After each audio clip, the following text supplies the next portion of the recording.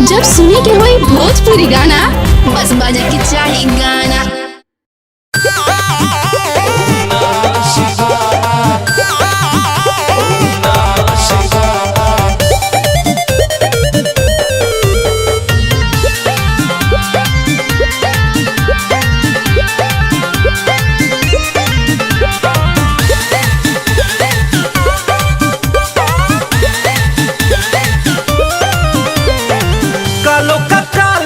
काल करूँ पूजा, तेरे जैसा देव तीनों लोक में है न दूजा। कालों का काल महाकाल करूँ पूजा, तेरे जैसा देव तीनों लोक में न दूजा। चाहे खुशियाँ या गम तेरे चरणों में हम, तू बदलता है हाथों की लकीर को। तेरे दर पे बाबा दर पे, तेरे दर पे देखा सहंसा बनते फकीर को। तेरे दर पे देखा सहंसा बनते फकीर को।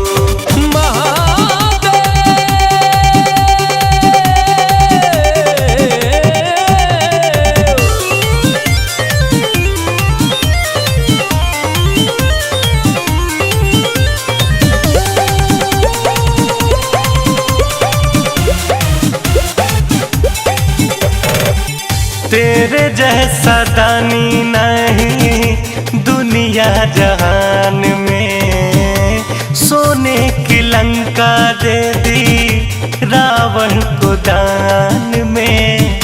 रावण को दान में तेरे जैसा दानी नहीं दुनिया जहान में, सोने की लंका दे दी रावण को दान में।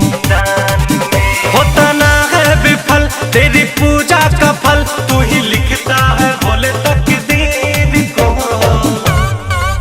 तेरे दर पे तेरे दर पे तेरे दर पे देखा सहंसा बनते फकीर को। तेरे दर पे देखा सहंसा बनते फकीर को।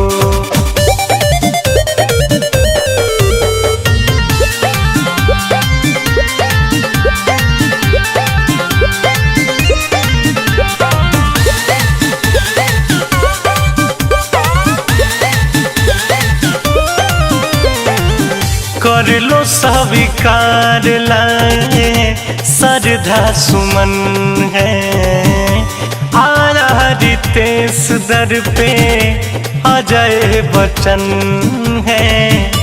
अजय बच्चन है। कर लो स्वीकार लाए श्रद्धा सुमन है, तेरा पुजारिया तेरे शरण है। सर पे भोलेनाथ रख दे अपना हाथ, तोड़ पाओ में सर जंजीर को। तेरे दर पे बाबा दर पे, तेरे दर पे देखा सहंसा बनते फकीर को। तेरे दर पे देखा सहंसा बनते फकीर को।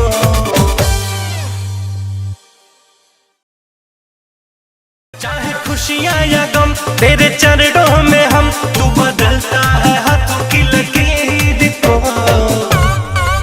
तेरे दर पे बाबा दर पे, तेरे दर